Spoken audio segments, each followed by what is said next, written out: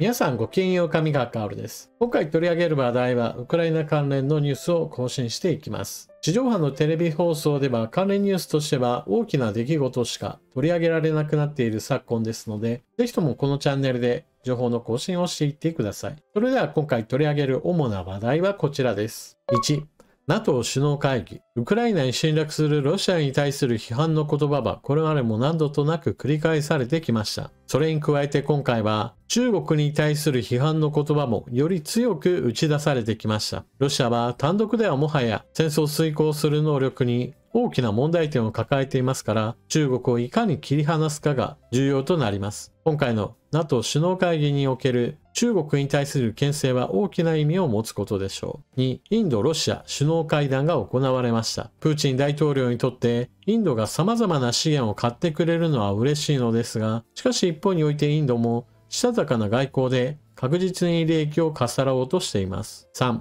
日本在住ロシア人会社代表逮捕。日本国内から様々なものをロシアに輸出するビジネス。制裁がかけられていないものであれば、それは別に商売として咎められるわけではありません。しかし、軍事転用可能なものを分かっていながら輸出しているとすれば、それは当然取り締まるべき話です。まずは NATO 首脳会議について、中国はロシアの重要な支援者、NATO が非難。ウクライナに来年7兆円支援、加盟も不可逆的と強調。NATO は10日、ワシントンでの首脳会議で、ロシアの侵攻を受けるウクライナに対し、来年1年間で少なくとも7兆円規模の軍事支援を続ける方針を盛り込んだ首脳宣言を採択した。ウクライナが加盟に向けて不可逆的な道を進むことを支援することも明記。ロシアに接近する中国を戦争の重要な支援者だと名指しし、厳しく非難した。宣言では、ウクライナ軍に対し、持続的に軍事装備や訓練の機会を提供するため、NATO に新たな枠組みを設立することも表明。ウクライナが求めている NATO 加盟については、ウクライナの未来は NATO にあると支援を強調した。ただ、アメリカなど一部の国は、ロシアとの戦闘終了後の加盟が望ましいとの立場で、具体的な時期は示されなかった。ロシアに対する中国の動きを安全保障の脅威を増大させるものだと批判し、軍事面を含めたあらゆる支援の停止を求めた。NATO のステルテンベルグ事務総長は、NATO の同盟国すべてがこれほど明確な文書で批判を表明したことは初めてだと指摘。この状態が続けば、中国の利益や評価に影響が及ぶと強く牽制した。ブリンケンアメリカ国務長官は、ウクライナ軍の防衛力強化に向けて、オランダとデンマークから米国製の戦闘機 F16 の輸送をはじめ、今年の夏には配備できる見通しだと表明。ウクライナのゼレンスキー大統領は3カ国に対して X で謝意を示した。NATO 首脳会議にはパートナー国として日本を含めたインド太平洋の4カ国も招待されている。訪米中の岸田首相は NATO や4カ国の首脳との会合に出席し、この地域で影響力を増す中国への対応などを話し合う。関連ニュースとして、つい先日、ロシア軍による病院施設に対するミサイル攻撃が行われました。この対応として改めてウクライナの防衛力強化のための支援が発表されています。パトリオットなど防空システム5機、ウクライナに提供へ。アメリカ、ドイツなど。アメリカホワイトハウスはドイツなどヨーロッパ各国とともに地対空ミサイルパトリオットを含む戦略的防空システム5機をウクライナに提供すると発表した。ロシアは都市部の民間インフラなどへの攻撃を繰り返しており、防空強化はウクライナの優先課題となっている。アメリカ、ドイツ、ルーマニアがそれぞれパトリオットの発射装置を供与するほか、オランダとその他の国々はパトリオットの構成要素を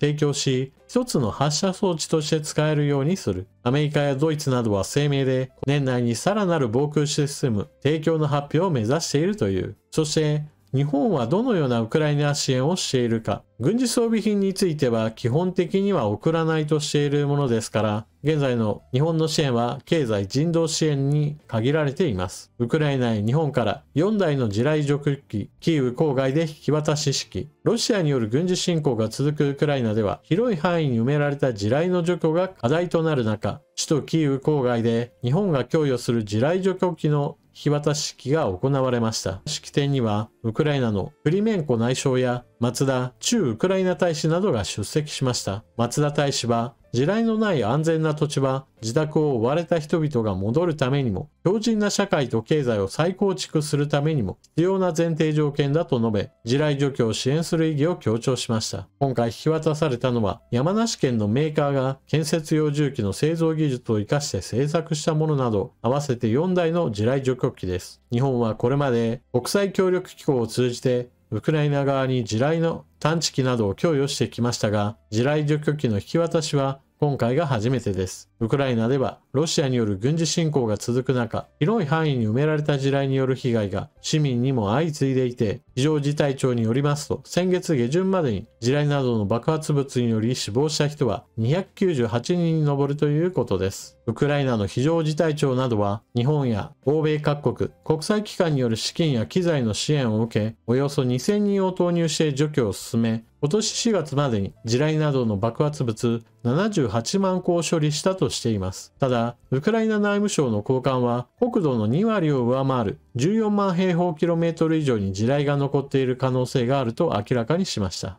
中国とロシアとの間における貿易は真っ当な商売の品物だけの話ではありません。軍事転用可能なものについても様々なものが中国からそうとは表記されない形で渡っているとアメリカやイギリスなどは批判を続けてきました。例えば軍事転用可能なものとして最新鋭ではないんだけれども軍事装備品に使う少し古い半導体であれば中国でも作ることができますし、また大量の火薬類などが必要な砲弾製造にも軍事転用可能な物品などが大量に中国からロシアへと渡っていることなどがこれまでも指摘されてきました。それに対してアメリカが単独でこれに制裁をかけ、それに追随する形でヨーロッパや日本なども制裁に加わることもあります。しかしそれはあくまでも限られた国の中での話であり、今回のようにヨーロッパの主要国だけではなく様々な中小の国なども加わっている NATO という組織全体の声明として中国を批判できたというのは一歩前進だと言えます。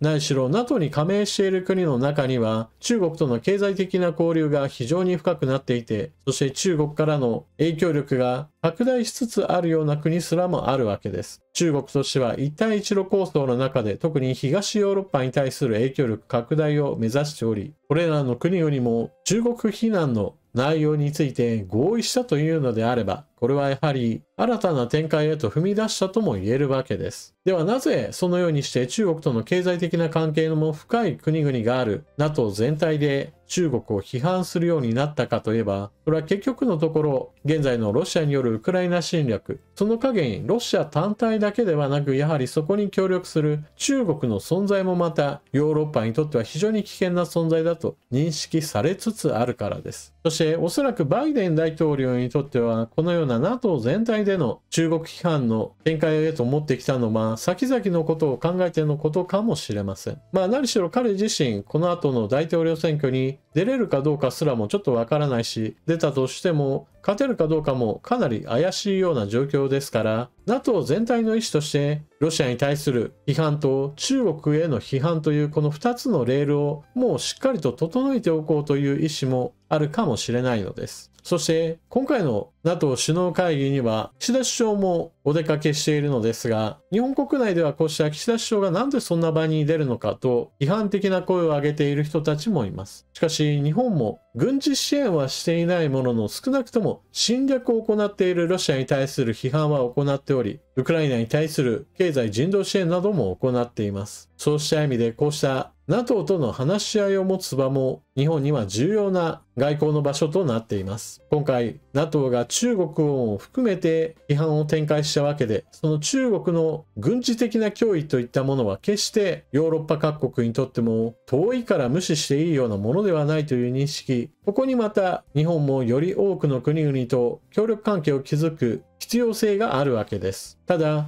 以前から私は何度となく言っていますが、経済人道支援をすることは非常に重要ではあるものの、しかし、ロシア軍の侵略そのものを完全に撃退しなければ戦争そのものはなかなか終わるものではありません。そうした意味では、地雷除去といった非常に重要なことを行うと同時に、防衛の性質が高い兵器については、ウクライナに支援すべきだと思います。今回、ウクライナに対する防空兵器や、もしくは戦闘機の供与の話などが進んでいるわけですが、特に防空兵器については、日本も供与する余地は私はあると思います。次に、インド・ロシアの首脳会談が行われました。インドとロシアとの間における経済交流などの話などが一般的なニュースなのですが、私が押さえておきたい話としてはこちらです。ロシア軍のインド人早期除隊へ、インドの首相要請、プーチン氏横諾。ロシアのプーチン大統領は訪問中のインドのモディ首相の要請に応じ、民間業者に騙されるなどしてロシア軍に加わり、ウクライナに派遣されたインド人全員を早期に除隊させることを決めた。インドのメディアによれば、両首脳が8日にモスクワ郊外の公邸で1対1の形式で懇談した際、決定したという。今年に入り、人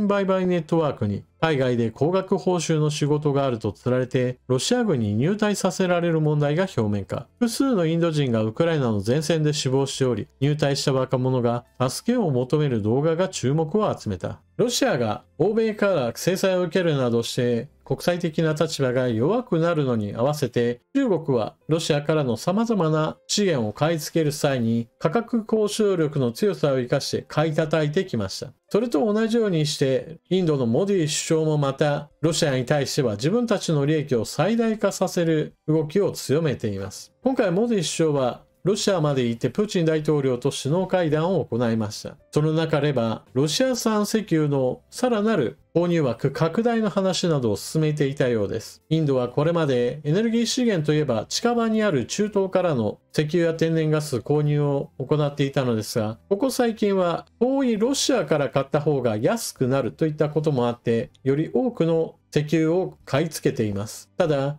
インドのしたたかさはそうした安く買い叩くといっただけではなく、決済についても自分たちの有利さといったものを契約にねじ込んでいます。それはインドルピーでの決済を基本とし、そのインドルピーをルーブルにも中国人民元にも変えることを許さず、あくまでもそのインドルピーはインド国内での決済に使用しなさいといったことをロシア側に強制しています。しかし、ロシアとインドとの間における貿易において、ロシアがインドから様々なものを買うかといえばそうではありません。ロシア側にしてみると、インド製品を買うといった動きはほとんどないですから、インドルピーはインド国内の銀行に留まり続けるようなことになっています。ですから、インド政府としては、お金を望みするよりも、インド企業やインドのインフラ開発などに投資してはどうかと、自国の利益につなげるようにと促しています。そしてもう一つ、インドが進めようとしているのが、ロシア製の原子力発電所についても買い叩けないものかと交渉を行っているそうです。ロシアは様々な資源があるという話を今までもしてきましたが、ウランもまたロシアの保有している資源の一つです。現在はまだ正式な調印は行われてはいないようですが、ロシアとしては自国産のエネルギー資源を継続的に買い続けてくれるといった意味で、自分の国で設計開発したものをインドで建設するといったことにも前向きだと言われています。インドとしては人口が世界一になっているだろうと言われている状態ですし、これから経済もまだまだ発展することでしょう。経済が発展するということは、より多くの電力を多くの人々が使うということを意味しますから、安定的な高出力の電源といったものはどうしても必要です。そうした中で、インドがより有利な条件を引き出すことによって原子力発電所を増やそうとしているのでしょう。なお、つい最近までアメリカはロシア産のウランについて輸入をしてきました。ロシアはかつてソ連時代に大量に作った核兵器を解体し、それに伴って核物質なども掘るだけではないところからも出てきたことから価格競争力があるとされ、それに伴ってアメリカも長い間ロシアから核物質を購入してきたといった経緯があります。しかし、ロシアによるウクライナ侵攻以降においては、そのことについても方針転換をすることとなり、ロシア産ウランの輸入禁止といった措置についても決定しています。夏頃には発動すると言われています。そして、ロシア産ウランについてなのですが、私の動画へのコメントで、日本にも原子力発電所がたくさんあるから、きっとロシアからウランも購入しているんだろうというお話をされている方がおられました。これについてはちょっと誤解で、日本には確かに多くの原子力発電所がありますが、それらについては核燃料はロシアからは購入していません。これについては関連ページなどでどこの国から購入しているかのリストなどもあるので、ぜひともお調べください。ただし、日本の場合だとウランは輸入してはいませんが、カラフトなどで行われている天然資源開発などから天然ガスの購入なども進めており、これを早く他の国からの輸入へとぜひとも切り替えてほしいものです。南米やオーストラリア、その近海における海底油田やガス田の開発なども行われていますから、日本もぜひともそこに加わるようなことをしてほしいものです。そういったことなども取り組まないのであれば、せめてインドのように徹底的に買い叩いて原価販売を強制させるようなことを目指してほしいものです。最後に、日本からロシアへの軍事転用可能な物品の輸出について、ロシアに軍事転用可能なエンジンなど不正輸出か、会社代表逮捕。ウクライナへの軍事侵攻をめぐって、ロシアに対する経済制裁が続く中、船舶用のエンジンや水上バイクなど、合わせておよそ4000万円分をロシアに不正に輸出したとして、大阪市の貿易会社の代表が外国為替法違反の疑いで逮捕されました。逮捕されたのは、大阪中央区にある貿易会社、アストレードの代表取締役で、ロシア国籍のソバ・アンドレイ容疑者です。警察によりますと2023年1月に国の承認を受けずに船舶用のエンジン1台と水上バイク4台、それに中古のバイクなど合わせておよそ4000万円分をロシアに不正に輸出したとして外国為替法違反の疑いが持たれています。なお、ロシアへの主な輸出規制、2022年3月からちょこちょこと輸出規制を日本は強化してきています。一つ一つの制裁での影響はそれほどはありませんが、しかしこういった制裁は数多くかければかけるほどロシアにとっては鬱陶しいものとなるので、ぜひともこれからも制裁をしてほしいものです。そして今回の会社代表が逮捕されている件は、一つの取引についての話をしていますが、おそらく問題のある取引は数多くされているのではないかと見られています。船舶用のエンジンや水上バイクなどは、ウクライナへの軍事侵攻が始まった2022年2月以降、経済制裁の一環としてロシアへの輸出が禁止されていますが、この会社では大阪から韓国プサン経由で輸出していた疑いがあり、2023年2月にウラジオストクの港に到着したことが確認されているということです。経済産業省によりますと、輸出された製品のうちの船舶用エンジンや水上バイクは軍事転用が可能とされていて、警察が詳しい経緯を調べています。信用調査会社の東京商工リサーチによりますと、ロシアによるウクライナへの軍事侵攻が始まって以降、大手企業がロシア向けの輸出から撤退したことを背景に、会社への注文や取引が増加し、円安も加わって売上を大幅に伸ばしたということです。その結果、2023年3月期の売上高は、2022年のおよそ 2.5 倍にあたる23億円余りに上っていました。日本では一般的に出回っている商品であったとしても、それを軍事転用することが可能だと言われています。例えば、模型飛行機のエンジンなどについては、これを軍事転用してドローン兵器として活用する例などがあります。その他、精度の高い細々とした部品類などについても、中国から輸入するよりも、日本でそこそこの値段でもいいから必要なものであればこれを購入し、ロシアで使用するなんていう話も聞きます。そして、日本では新品だとちょっと割高といったものがあったとしても、中古だと安く物を揃えることができるとは言われています。だからこそ、今回エンジンやバイクといったものなど、単純に新品じゃないだろうなと思えるような品目も上がっていました。バイクについて言えば、現在ロシア軍の最前線では、バイク突撃兵が非常に数が増えていると言いますから、ここで使うバイクを中国製のバイクかなと思っていたのですが、もしかしたら日本製のバイクなども含まれていたかもしれません。そして、このような軍事転用可能になるだろうなといったものを一般商品と偽ってロシアに輸出する、それによって多くの利益を得るであろう人物なども日本にまだまだいる可能性があります。警察はぜひともこういった人たちを遠慮なくどんどんと取り締まってほしいものです。というわけで今回の動画はここまで。NATO 首脳会議においてロシアに続き中国もも全体意見として批判することが採択されました。これは従来よりも一歩進んだ表現で、これに伴って中国に対する制裁もかける国が増えるかもしれませんし、また、たとえ増えなかったとしても、より踏み込んだ制裁が追加される可能性があります。アメリカがロシアや中国の銀行などに制裁をかけましただけではなく、やはりヨーロッパの各国においても、こうした制裁がより拡大すれば、一つ一つは致命傷でなかったとしても、相乗効果でこの悪影響はロシア全体へと波及していくものです。あとはそのような流れの中に、ぜひともロシアとの関係を深めようとしているインドも、インド外交にも待ったをかけたいものです。それでは動画最後までご視聴いただきありがとうございました。チャンネル登録していない方はぜひともチャンネル登録していってください。それでは次の動画でまたお目にかかりましょう。またね。